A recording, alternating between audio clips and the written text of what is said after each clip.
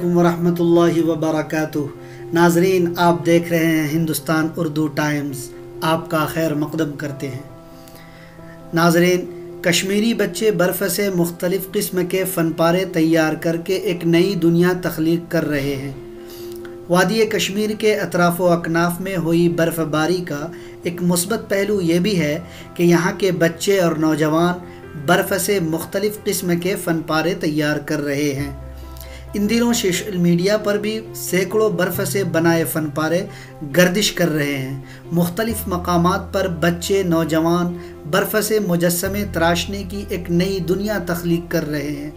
وادی کشمیر میں ہنر کی کوئی کمی نہیں ہے۔ یہاں چاہے لڑکا ہو یا لڑکی، ہر ایک میں کسی نہ کسی طرح کی صلاحیت چھپی ہوئی ہے۔ اگر دیکھا جائے تو وادی کشمیر میں بچے، نوجوان، لڑکیاں اور لڑکے تخلیقی ذہنیت کے مالک ہوتے ہیں۔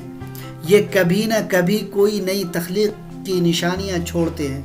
بات ان فن پاروں کی جو کچھ وقت کے لیے ہی موجود رہتے ہیں، جن کے لیے خون جگر صرف کرنا درکار رہتا ہے، یعنی وہ برفیلے فن پارے جن کے لیے سوچنا محال ہے۔ وادی کشمیر میں برف گرتے ہی بچے نوجوان برف سے مختلف قسم کے فن پارے تیار کرتے ہیں۔ ان دنوں بھی ہر جگہ چھوٹے بچے، نوجوان، لڑکے اور لڑکیاں برف سے طرح طرح کے مجسمے بنا رہے ہیں۔ یہ لڑکے طرح طرح کے چیزوں کی عکس بندی کر رہے ہیں۔ سوشل میڈیا پر بھی یہ فن پارے خوب گردش کر رہے ہیں۔ چھوٹے بچے اور مختلف عمر کے نوجوان پڑھائی کے ساتھ ساتھ خوبصورت برفیلے شاہکار تراشنے میں مصروف رہتے ہیں۔ ناظرین، ان بچوں کا کہنا ہے کہ جو ہی برف گرتی ہے تو وہ پڑھائی کے ساتھ ساتھ برف سے مجسمے تراشتے ہیں۔ یہ ان کا بہت ہی دلچسپ مشغلہ رہتا ہے۔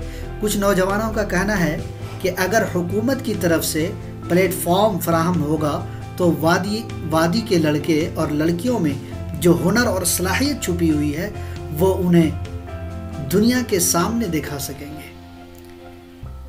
مختلف جگہوں پر برف سے فن پارے تراشنے کے مقابلے بھی ہوتے ہیں۔ نوجوانوں کا مزید کہنا ہے کہ وہ موسم سرما میں برف گرنے کے منتظر ہوتے ہیں۔ برف باری کے دوران یہاں کے بچے اور نوجوان صرف برفیلے شاہکار تراشنے میں مصروف رہتے ہیں۔ آرٹ پر مبنی مقامی نوجوان لڑکے اور لڑکیوں کی صلاحیت کو ابھارنے اور انہیں کشمیر میں روزگار کے مواقع فراہم کرنے کا بہترین ذریعہ بن سکتا ہے۔ امید یہی ہے کہ برف کے آرٹ میں بچوں اور نوجوانوں کی شمولیت سے مکمل طور پر ایک نئی ثقافت تخلیق ہوگی۔ صرف اس طرف حکومت کی توجہ مبذول کرانے کی ضرورت ہے۔ السلام علیکم۔